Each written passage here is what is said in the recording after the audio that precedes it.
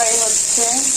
রেস্টুরেন্টে যাবো, চিকেন ফ্রাইয়ের দাম শুনে তো অবাক। এখানে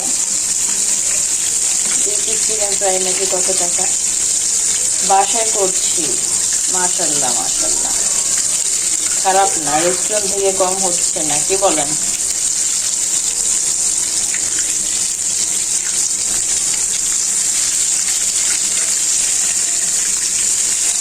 আমি জাস্ট এখানে মরিচ, গুঁড়া মরিচটা তেমন দিইনি, কারণ আমার বাচ্চা খাবে, তো কালারটা একটু চেঞ্জ হতে যদি গুঁড়া মরিচ দিতাম। কেমন হচ্ছে বলেন তো?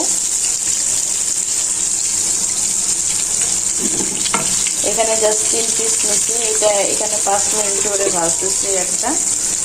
আর এখানে যেটা করছে, এই যে একটা কি বলে যে থাই পিসটা যেটা থাকে ওইটা। আর এখানে লেগ পিস 2টা বাচ্চার জন্য আর কি, শর্টকাট বাসায় তৈরি করে ফেললাম।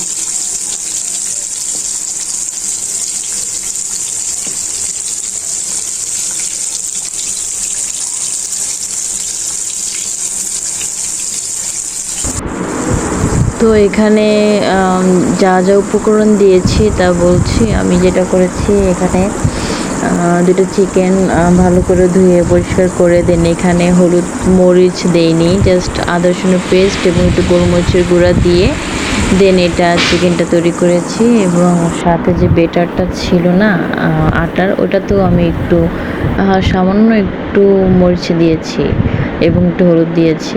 দেন দেখেন মাশাআল্লাহ কি ক্রিস্পি হয়েছে।